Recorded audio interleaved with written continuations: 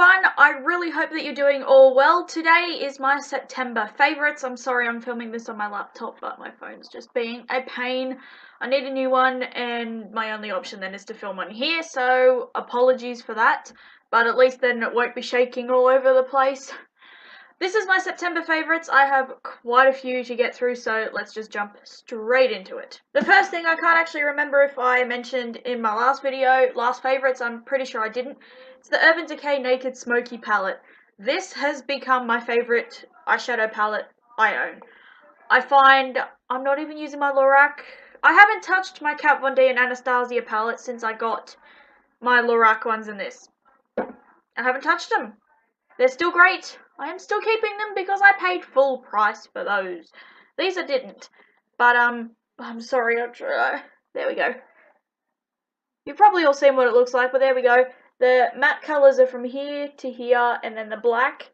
The matte colours are beautiful. I'm actually wearing these right now. The formula of this is insane, particularly the matte colours. I love the colour High, Dirty Sweet. I've used Slanted and Armour mixed together for a smoky eye. This is beautiful. The next thing is MAC Pro Longwear Concealer. I have owned this since like October last year, but I wasn't the biggest fan of it when I first got it because it showed all the texture underneath my eyes. And as you can see, I haven't actually used too much of it. This is in NW20, by the way. I really only use this for special occasions because, come on, it's $42, and I also have other concealers I prefer for an everyday look anyway. But I have actually really come to like this. I used this on my birthday, I used it at my graduation, and I think I used it one other day just because I wanted to. And it's actually grown on me quite a lot now. The coverage is great. It doesn't, for some unknown reason now, it doesn't show the texture underneath my eyes. Even though the texture under there is a lot worse than it was in October. I don't know, but there's something about it. It really works now, and I love it. The next product is this Love Brow Gel. This is the $4 brow gel from Kmart. They came out with a range of $4 cosmetics. I believe they used to be $3, but they changed to $4. I've bought the mascara, but I haven't tried it yet. I probably will try that next once my other two are empty. But I bought this because I needed a brow gel and I didn't want to have to spend, you know, the $12 on the Maybelline one, so I bought this. And this is amazing. It is $4. And the applicator is wonderful for my brows. I like the applicator on the Maybelline one, the little ball. Everyone hates it, but it works well for me. The applicator is great. The brow gel itself is wonderful. Like, it feels really wet when you first put it on. But I touch my eyebrows and it feels like it's set, but it's not hard. It's not crunchy. And on top of that, yes, this is heavily scented, but the scent is amazing. It smells really, really nice. Packaging is adorable, and I think the Maybelline one actually broke me out on my eyebrows, which is why I was always getting the bumps on my eyebrows. I realised it actually started once I started using them. Bought this, love it, and I'm definitely going to repurchase a lot more. This is the first product in the line I've tried. I've also bought the liquid eyeliner and the mascara, so I'm really excited to try the mascara as well. But definitely going to continue repurchasing this. The next product I've used before, but it wasn't in my colour.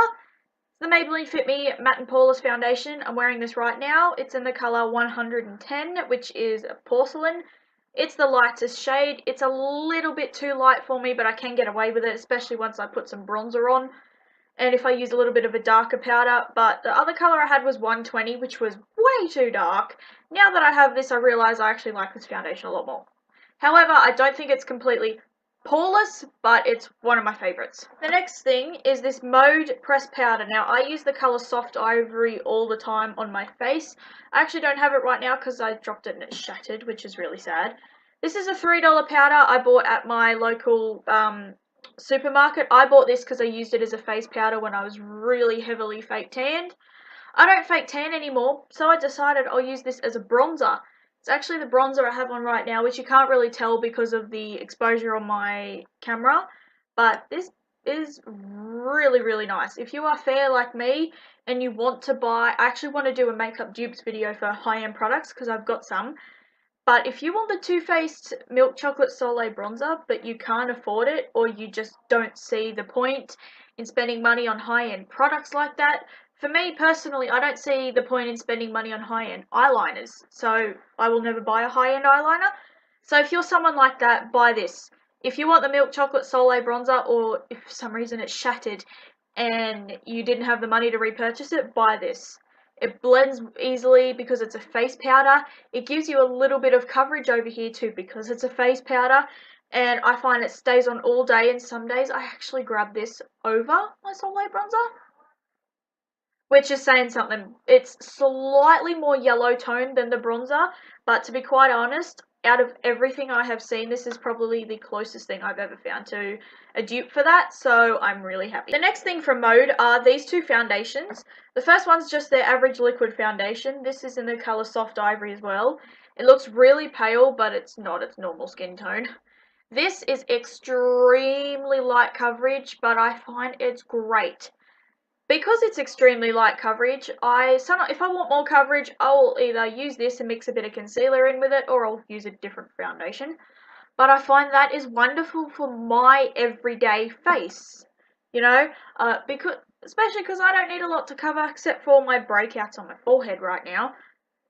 I use this and it keeps my face matte all day. It stays on all day. It looks wonderful, except for the coverage, which I can see a lot of people not liking, but for me personally, this is my perfect no makeup foundation. If I wanted more coverage, I will either mix a concealer in with it, another foundation, or I'll just use a different foundation.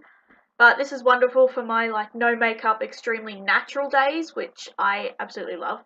And the colour's slightly too dark, but it's okay. It's enough I can get away with it. It doesn't matter. And on top of it, it's only $3, so even bigger deal. The other one is this again, Mode 2-in-1 Foundation and Concealer. I would not use this as a concealer. I've tried it underneath my eyes. It doesn't work. On my face, it's okay. Now, this is more yellow than the liquid. It's a lot more yellow. Even with the stupid exposure on my camera, you can kind of tell it's a lot more yellow. Now, I've used this 4 times, and I barely used any product. It was completely level with the thing the other day.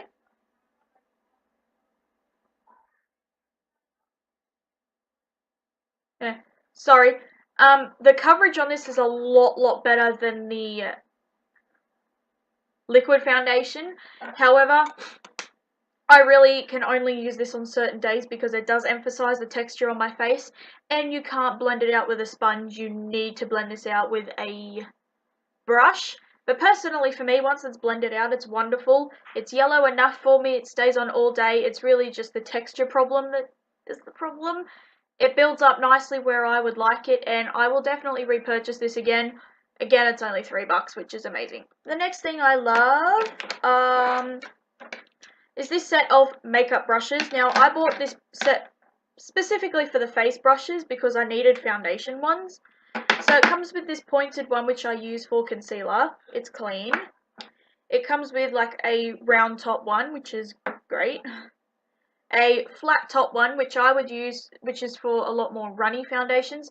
So maybe from the Maybelline, if you use the Maybelline Matte and Poreless, from that consistency to lighter, that's what I'd use this for. A smaller angled brush, which is very dense, which I would probably use. I use this more for stick foundations or concealer, cream bronzer, cream blush, maybe foundation, if at a pinch, if my others are dirty. This is slightly smaller than the others, so maybe, I don't think I'd use it for concealer underneath my eyes, but you never know. I use this one mainly for that stick foundation.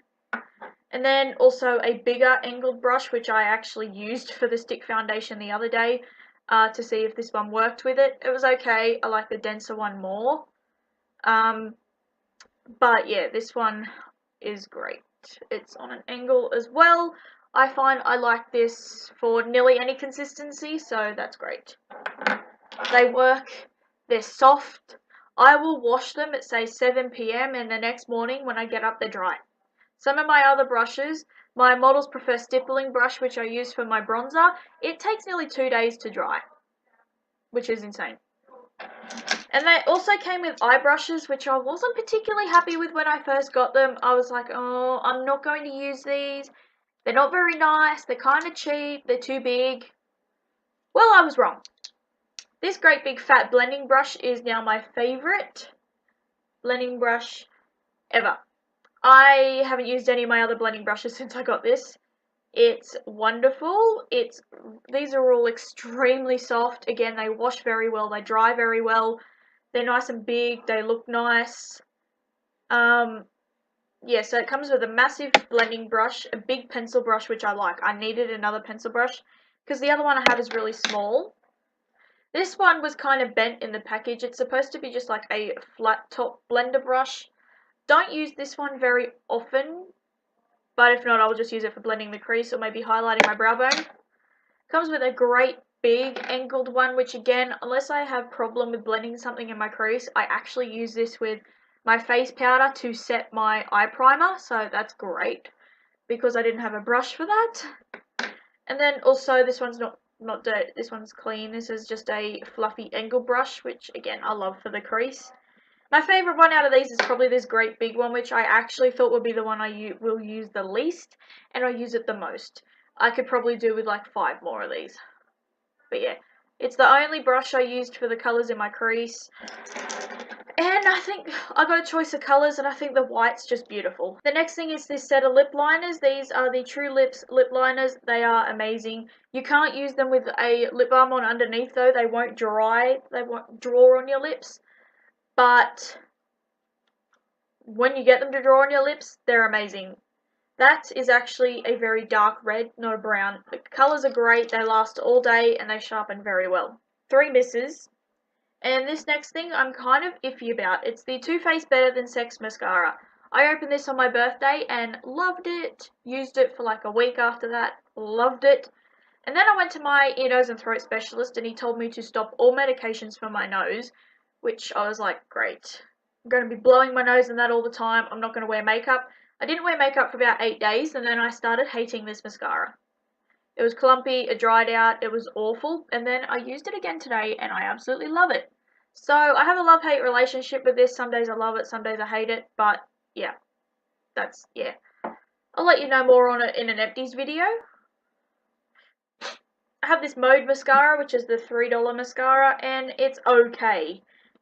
Again, I'm a bit on the fence about it. It's $3, the brush is massive, but again, I have a love-hate relationship with it. It's more of a hate. Just because it does make my lashes look really weird. It doesn't make them as volumized as I would like. It's more lengthening. So I really don't think I will purchase this again. I tried it just because it's $3. The only thing I did really like about it is it's $3 and it doesn't transfer down here. And it was nice on my lower lashes, but the rest of it was a bit eh. This next product is the Anastasia Eyebrow Pomade, Dip Brow Pomade. This is in the colour Auburn. I used the Chi Chi one in brown, and so I bought this. I wanted to buy this, so I bought it in the Auburn colour because my hair's red. And I wanted a red one, also because I'm dyeing my hair a bit more red soon. In the pot, it looks like the perfect, you know, brown with the hint of red in it. Formula's amazing. But when I use it, it looks like I have drawn my eyebrows on with pink highlighter. My eyebrows go neon pink, and it's horrible, so that's why I don't like it. And the last thing is this Lorac eyeshadow primer. I bought this with my 2 Lorac palettes. This is wonderful when I'm wearing eyeshadow. If I'm not wearing eyeshadow, I put eye primer on every day to stop my eyelids going extra oily, but if I don't wear eyeshadow, this is a freaking mess. It creases, it melts, and it looks disgusting. So, that was my September hits and misses. I will do a non-beauty favourites just because I have several other things to say. So I'll explain it all in that video. So I really thank you guys for watching and I'll see you next time. Bye!